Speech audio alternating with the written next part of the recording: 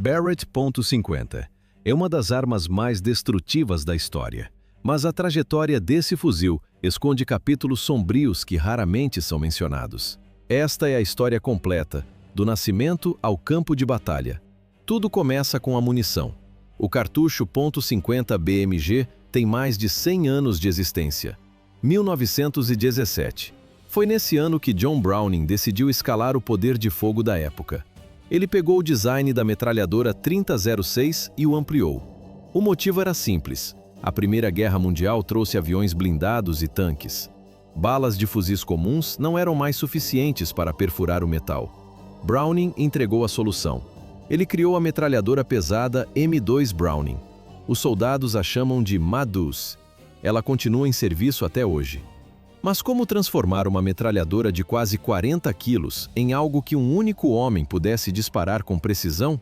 O poder desse projétil é brutal. A munição 12,7 por 99 mm pesa cerca de 650 gramas. Isso é 12 vezes o peso de um projétil de 5,56 mm. A energia na boca do cano atinge 15.000 pés-libra. É 5 vezes a potência de um cartucho de caça comum. Na prática, os danos são claros. A bala atravessa blocos de motor, fuselagens de aeronaves e paredes de concreto. Por décadas, ninguém acreditou que um soldado poderia carregar uma arma com esse calibre sozinho. Por que alguém tentaria isso? A resposta veio de um experimento no Vietnã. Em 1967, o sargento Carlos Hathcock fez o impossível. Ele era um atirador de elite dos fuzileiros navais, com 93 mortes confirmadas. Hathcock adaptou uma luneta Unertl de 8 aumentos em uma metralhadora M2 Browning. O resultado foi um recorde mundial. Ele avistou um guerrilheiro Vietcong empurrando uma bicicleta carregada de munição. A distância era de 2.400 jardas, quase 2,5 km. Hathcock disparou 2 vezes. O primeiro tiro atingiu a bicicleta. O segundo atingiu o peito do alvo. Esse recorde de distância permaneceu intacto por 35 anos. Ficou provado. O calibre .50 tinha uma precisão extraordinária a longas distâncias. Mas o problema logístico continuava. A M2 pesava 38 quilos. Somando o tripé, os sacos de areia e a munição, era impossível para um sniper se mover com agilidade. Alguém precisava criar uma solução portátil. Alguém precisava colocar esse canhão nas mãos de um único homem. Essa solução não veio de um engenheiro militar ou de uma grande fábrica de armas. Ela veio de um fotógrafo chamado Ronnie Barrett. Ronnie Barrett era um fotógrafo profissional. Ele não tinha formação em engenharia, mas passava os dias cercado por câmeras e armas de fogo. Em 1982, ele recebeu uma missão: fotografar um protótipo de barco de patrulha no lago Percy Priest. No convés da embarcação, Barrett viu 2 metralhadoras M2 Browning calibre .50. Foi ali que a ideia surgiu. Por que ninguém tinha criado um rifle de precisão com aquele calibre? O poder de fogo era devastador, mas a arma era pesada demais. Barrett queria mudar isso. Ele disse a um amigo que planejava construir um rifle ferrolhado no calibre .50. O amigo riu.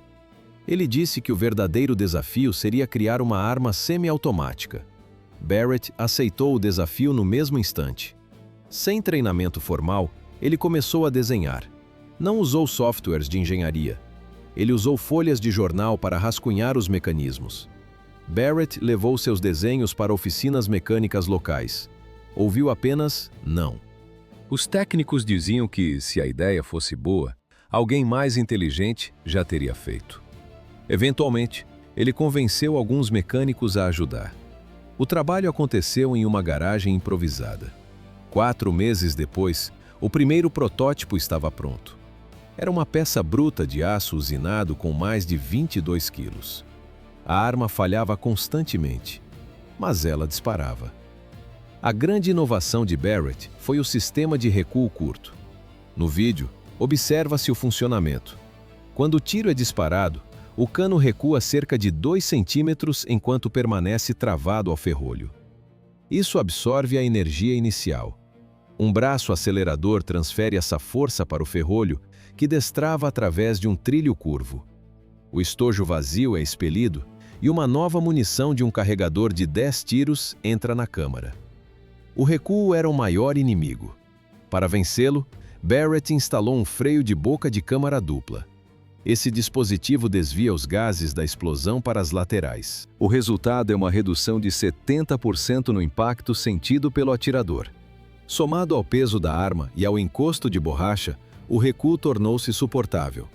Relatos descrevem a sensação como similar ao disparo de uma espingarda calibre 12. À primeira vista, o projeto era uma loucura.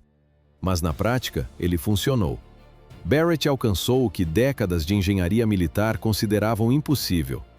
Um rifle semiautomático no calibre 50 BMG que um único soldado poderia carregar e disparar do ombro. Como o projeto terminou em 1982, ele recebeu o nome oficial de M82. O início da produção foi um desastre financeiro. Barrett fabricou 30 unidades iniciais. O processo demorou 9 meses. Cada rifle custava $8.000 para ser fabricado. O preço de venda era de apenas $2.300. Ele perdeu dinheiro no primeiro lote. Perdeu dinheiro no segundo lote, vendidos a $3.700. Somente na terceira rodada de produção, o lucro finalmente apareceu. Mas isso era apenas o começo. O destino da empresa estava prestes a mudar drasticamente. Anúncio na revista Shotgun News. Esse foi o ponto de virada. A CIA viu o comercial do rifle Barrett e decidiu agir. O plano: armar os guerrilheiros Mujahideen contra a ocupação soviética no Afeganistão. Por que a agência escolheu essa arma específica? A resposta é simples. O rifle derrubava helicópteros soviéticos. No terreno montanhoso afegão, essa capacidade era decisiva para o curso da guerra. Oficialmente, os Estados Unidos nunca admitiram o envio.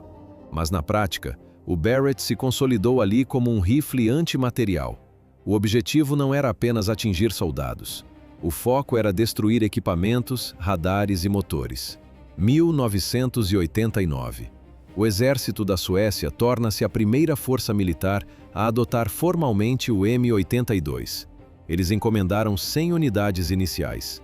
No ano seguinte, o cenário global mudou drasticamente. 2 de agosto de 1990. O Iraque invade o Kuwait.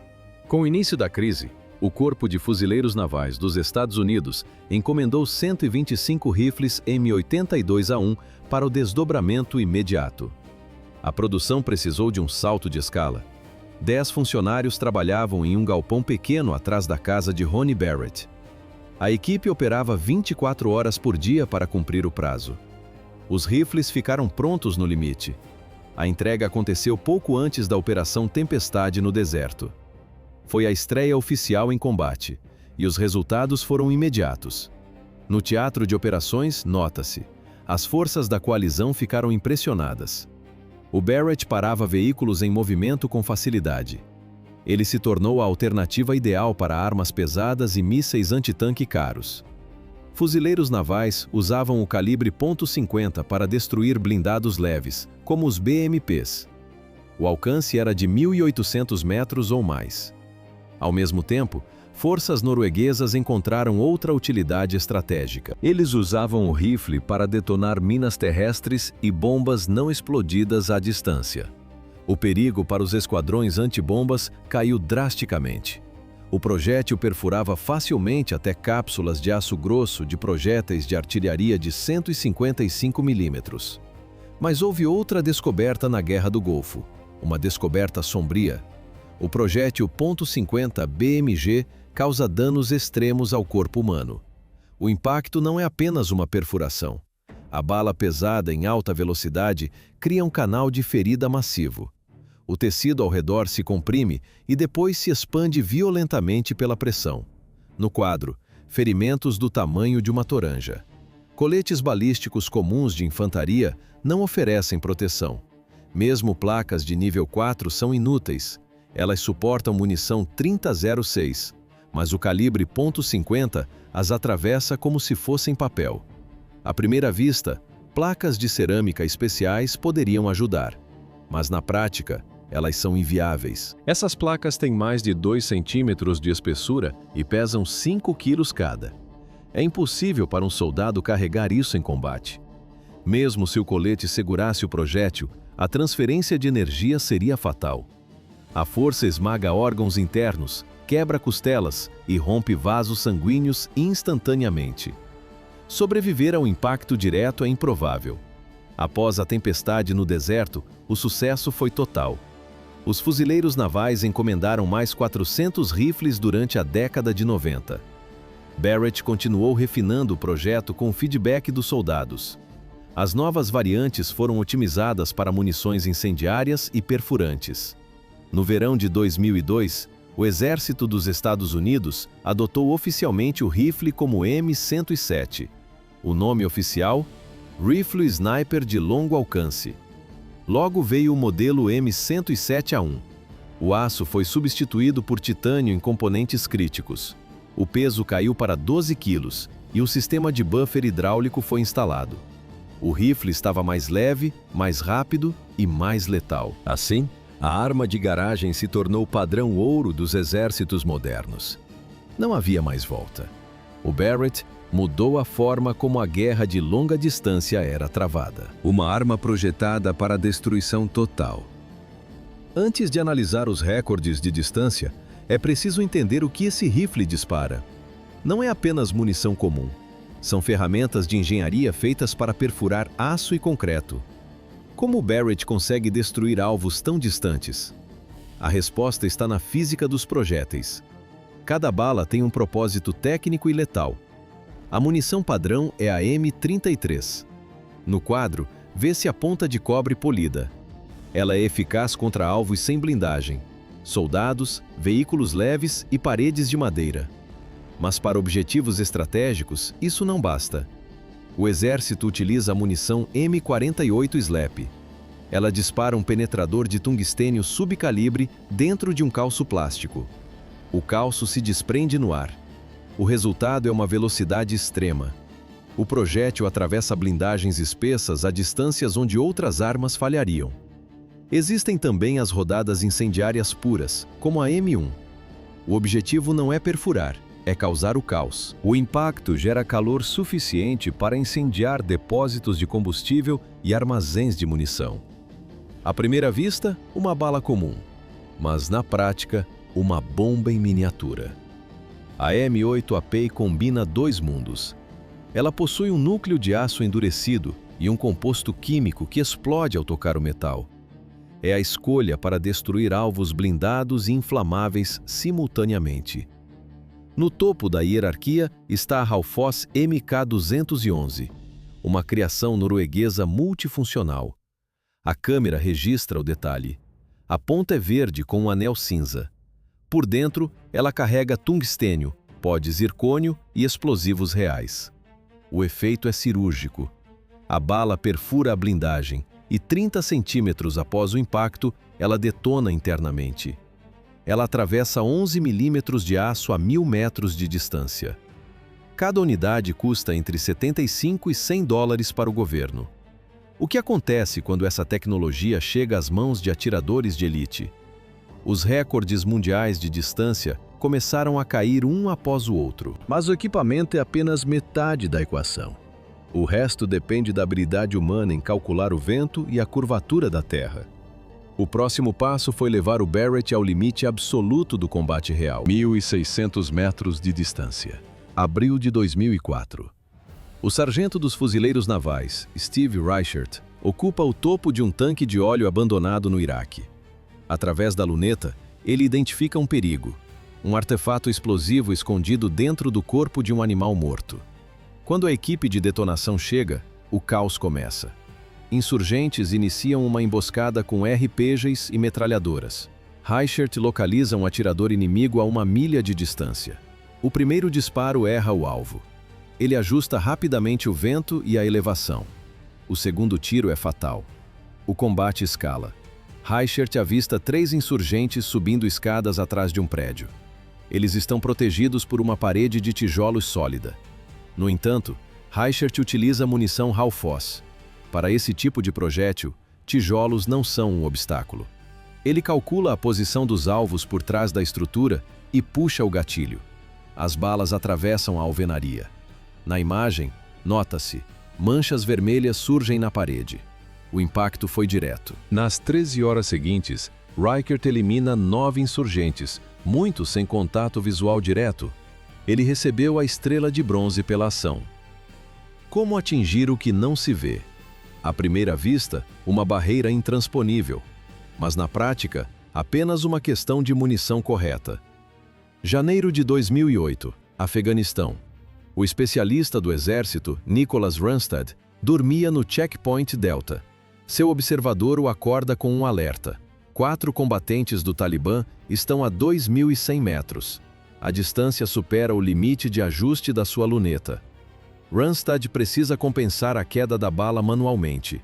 Ele aponta o fuzil acima do alvo, confiando no cálculo mental. Quando um combatente sai do abrigo, ele dispara. O projétil viaja pelo vale. A distância confirmada foi de 2.104 metros. Naquele momento, era o recorde de tiro mais longo dos Estados Unidos no Afeganistão. Mas o recorde não duraria para sempre. Abril de 2012. Província de Helmand. 2 equipes de snipers australianos cercam um comandante do Talibã. A distância é absurda, 2.800 metros. Nessa distância, a física muda. O projétil passa 6 segundos inteiros voando antes de atingir o objetivo. Ambas as equipes usam fuzis Barrett M82A1.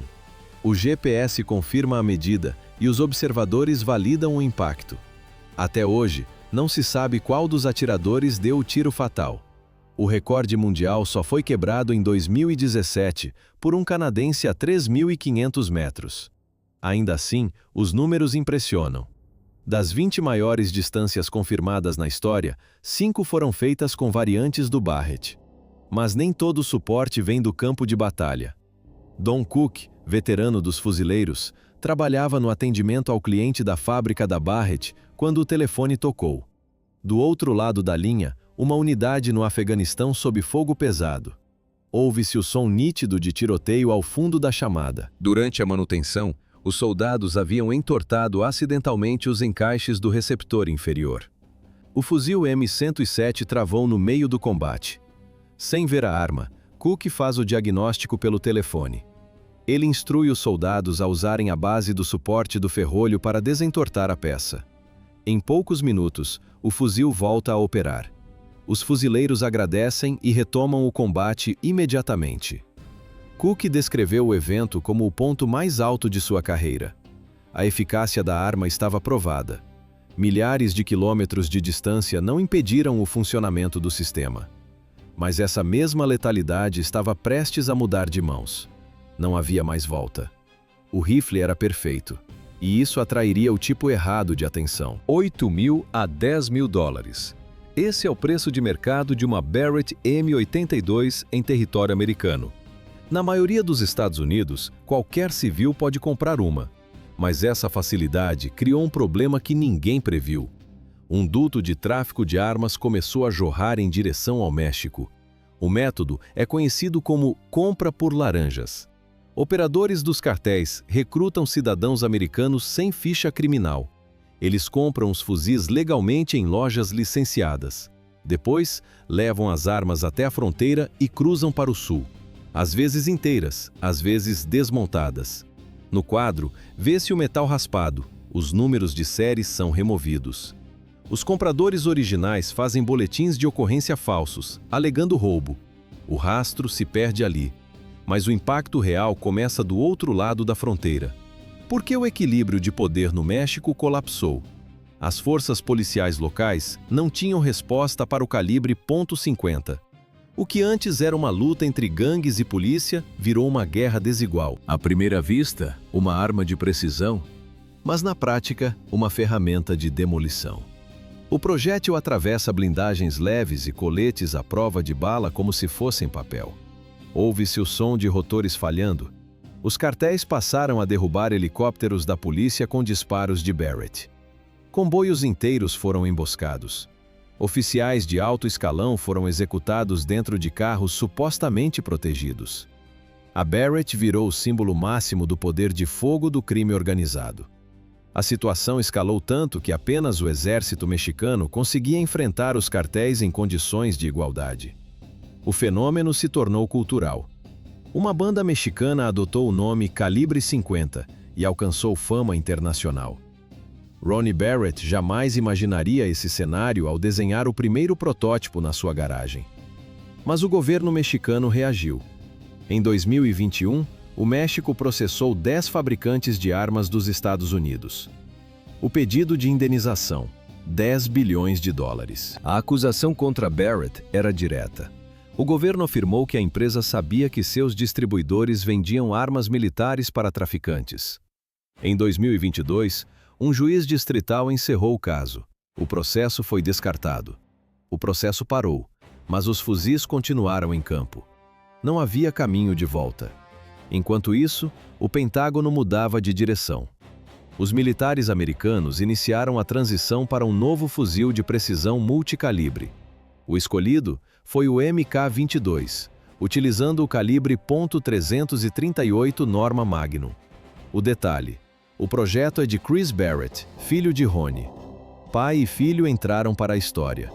Eles são a primeira dupla de pai e filho a projetar rifles adotados oficialmente pelas Forças Armadas dos Estados Unidos. A Barrett M82 agora retorna ao seu propósito original, uma arma antimaterial, não apenas para snipers. Mas o conflito jurídico nos Estados Unidos também teve capítulos agressivos.